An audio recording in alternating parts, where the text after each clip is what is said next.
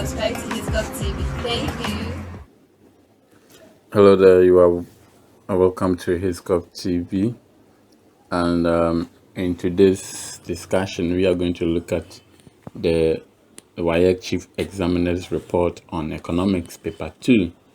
And like I say, for the past weeks, we've been looking at the Chief Examiner's Report on the various subjects that are written in the WASSCE exams.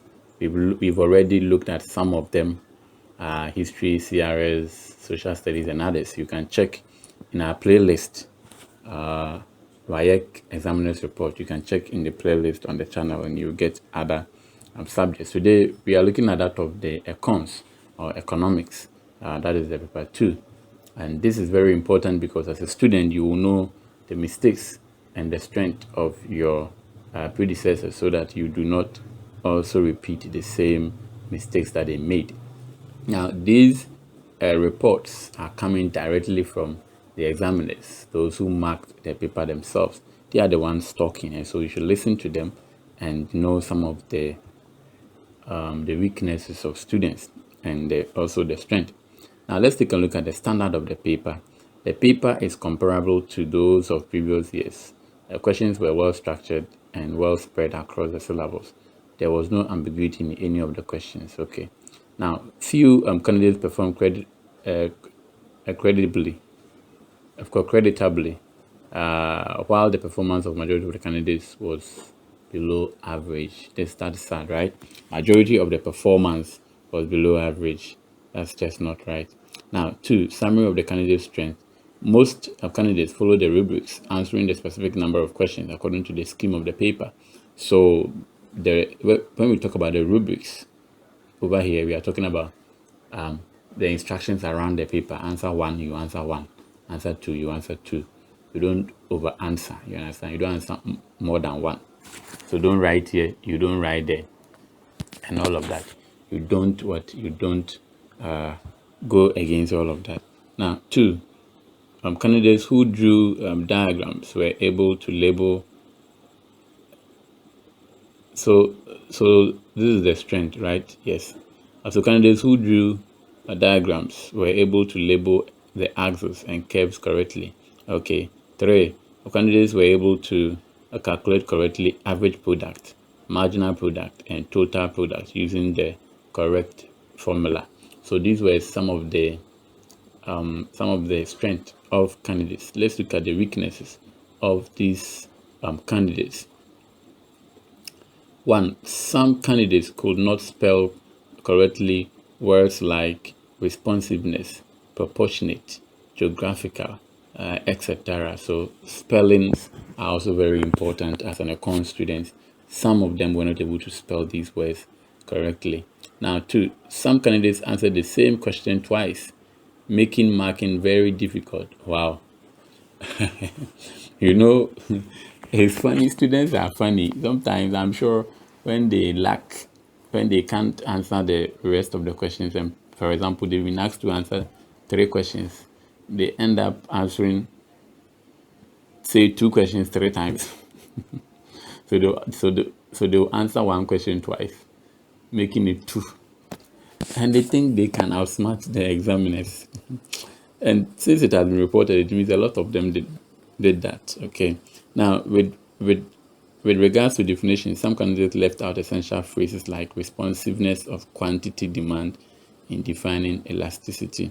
And so, yeah, you should be very careful about the what do you call it? The essential phrases, the important phrases in most of these definitions. Now, 4, some candidates left out the units of measurement required, for instance, in question 1, e.g. ties and cloth. So these are the remedies that WASSCE has suggested. So the candidate should read widely to enhance their vocabulary, to enrich their essays. 2, a candidate should answer a question just once and not spread its parts over various pages in their answer booklet. Definition should include important phrases so that candidates do not lose marks. Units of measurement required by data response questions should be provided. Now let's go into the detailed comment. Now, when we say the detailed comment, we are going to take all the questions that came one after the other, and the various contributions or mistakes or the strength of weaknesses on that particular topic.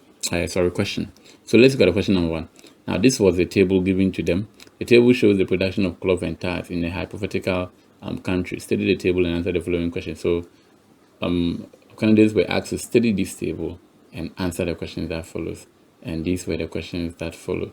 Use the information above to draw the production possibility curve, and then also indicate points V and W at which production is not attainable on your graph, and also indicate X and Y at which resources are not efficiently utilized in your graph. And also what will be the opportunity cost of moving from A to C and also F to B from your graph. Why should a country not produce at point X? So this was the graph, and this is what this down here were the questions for the candidates to answer. Let's look at the candidates' performance. This was a question on production possibility curve, where candidates were to plot a curve with given values.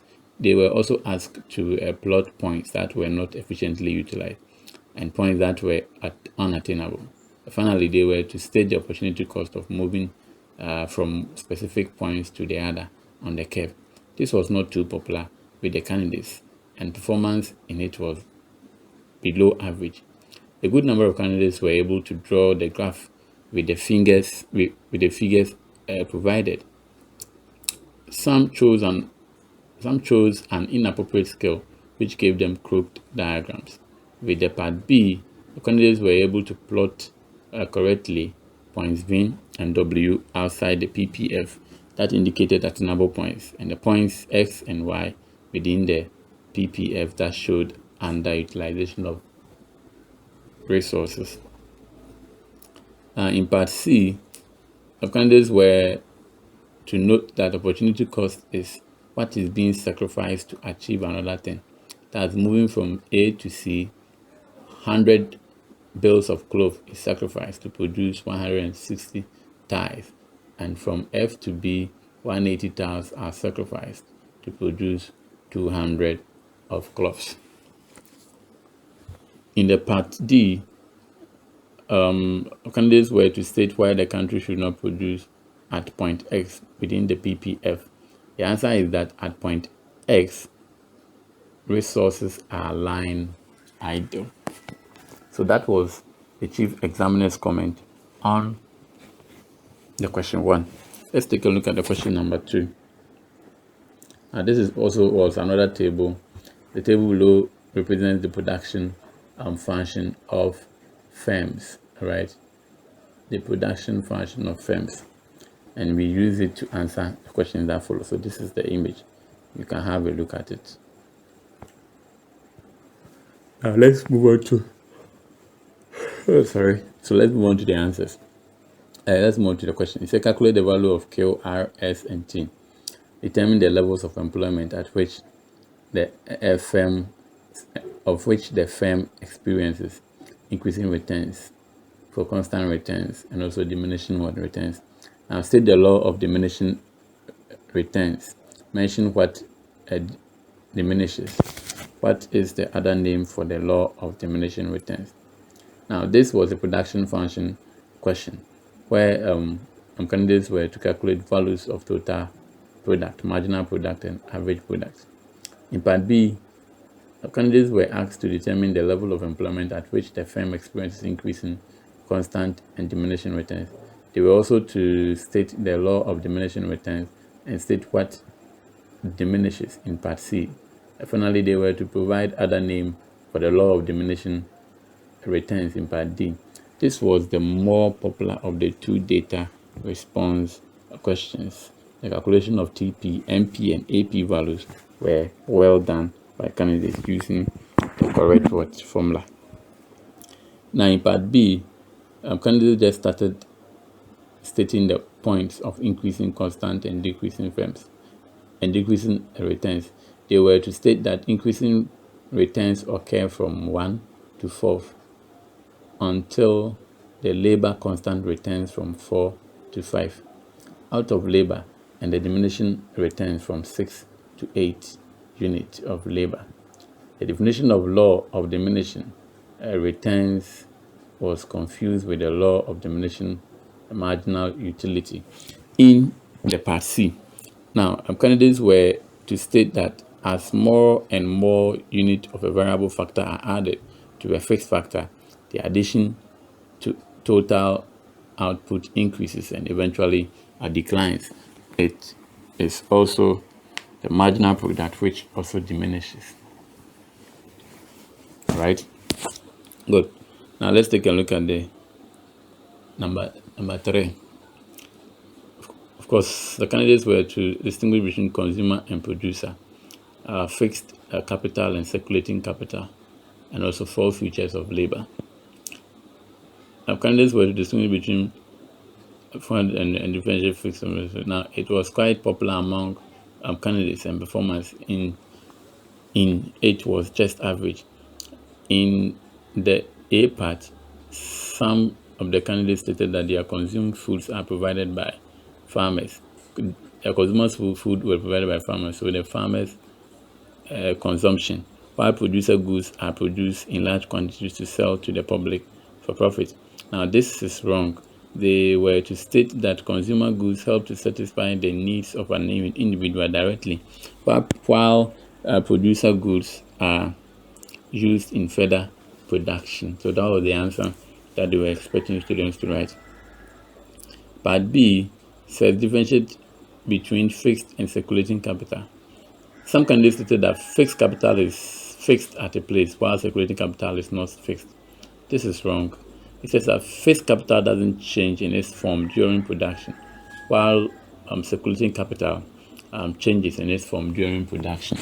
Now, the Part C also says that with reference to the features of labor, candidates correctly explain points such as labor is geographically and occupationally mobile, can act on its initiative, and combine other factors of production and skill not used and diminish it over time over points. Good. So let's move on to the question number 4.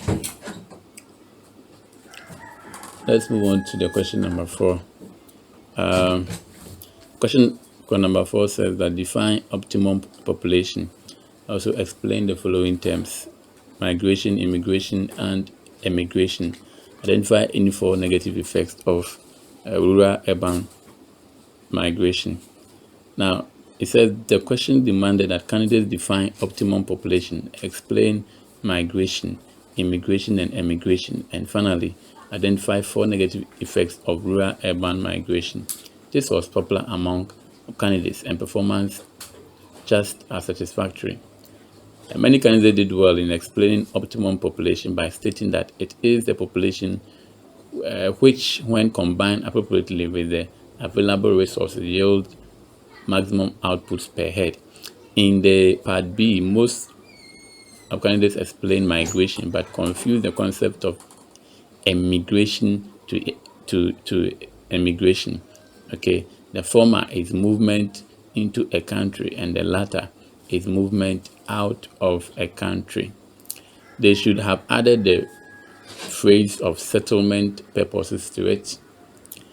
In the C part, candidates perform creditably by explaining points like reduction in rural population in its labor force, increase in urban unemployment, increase in government expenditure in urban areas, and also breakdown of moral values in urban centers, among others.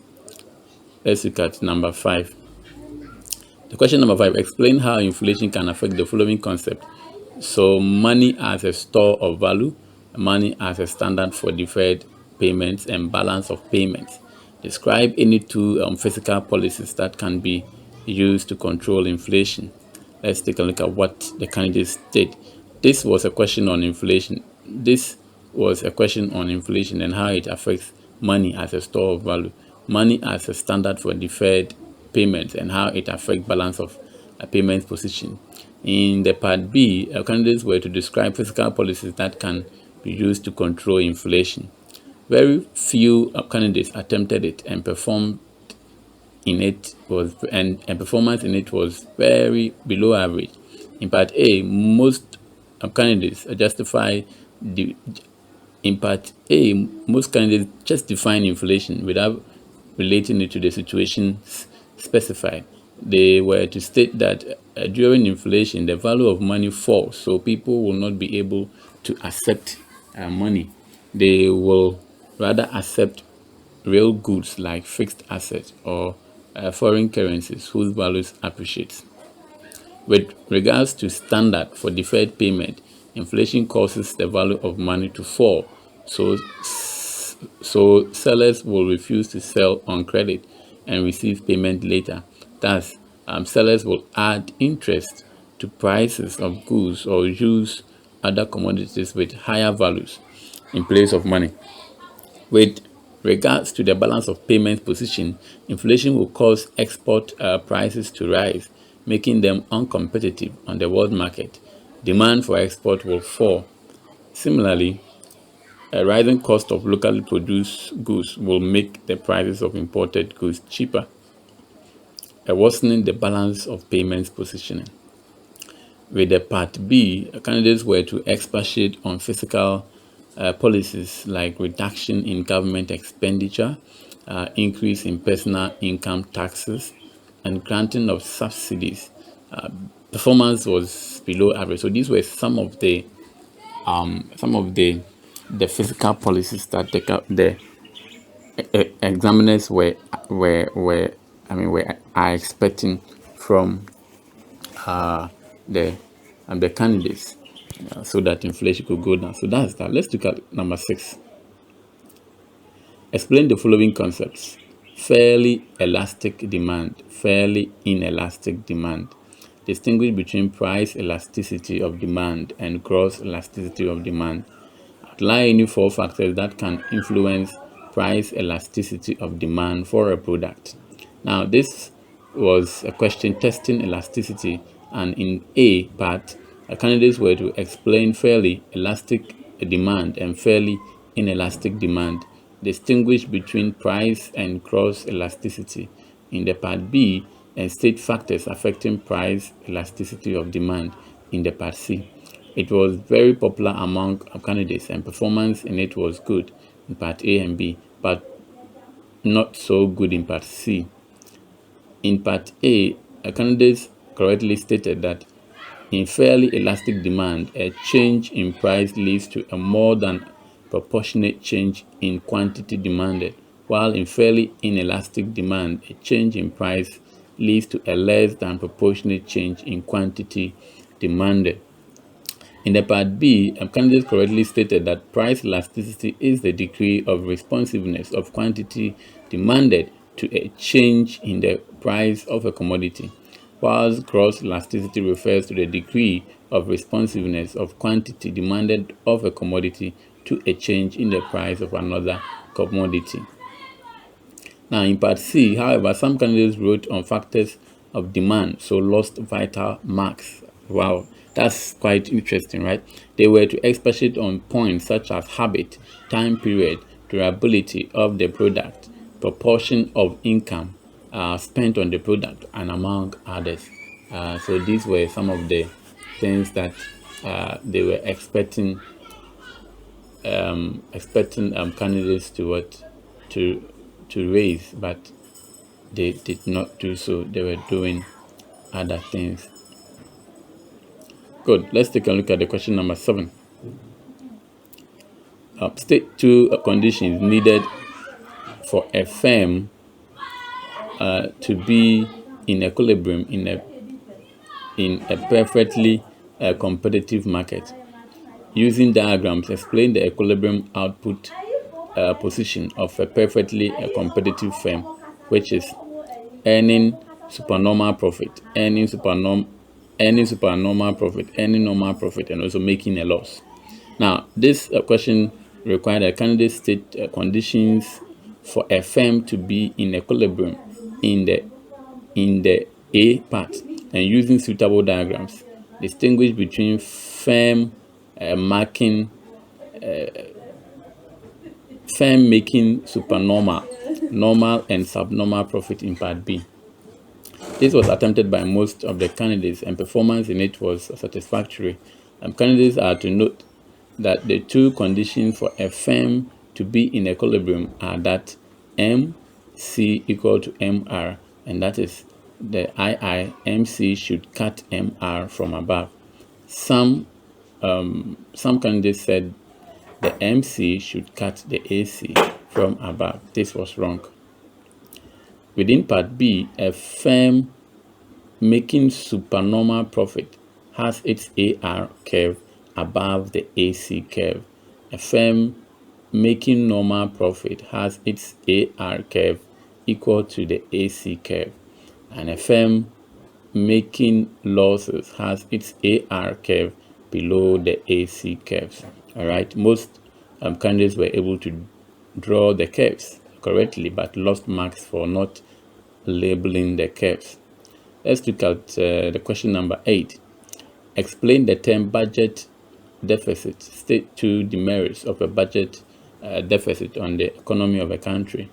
Outline 4 measures that can be taken to correct a budget deficit in a country.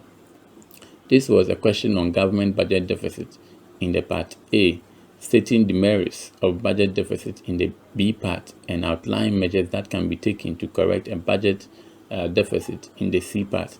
It was not popular among candidates, and performance in it was not encouraging. In the A part, candidates were able to correctly define budget deficit as a situation where government proposed expenditure exceeds its revenue annually. In the Part B, candidates deviated and lost vital marks. They are to note that it crowds out investment, causes balance of payment problems due to excessive borrowing, increases in the public debt, and increases money supply, which leads to also inflation. All right, good. Now let's take a look at the Part C on measures to correct a deficit.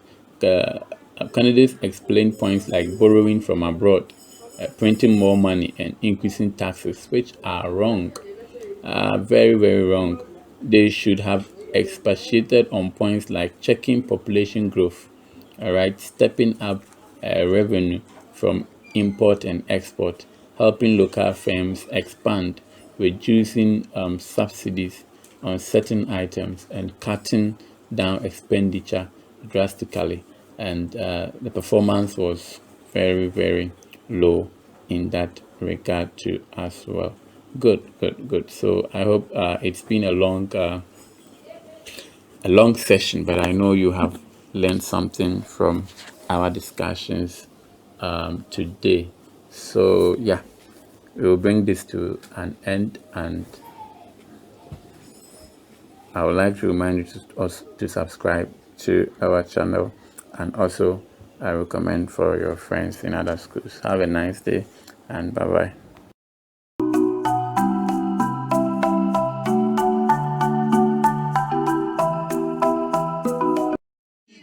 First among equals.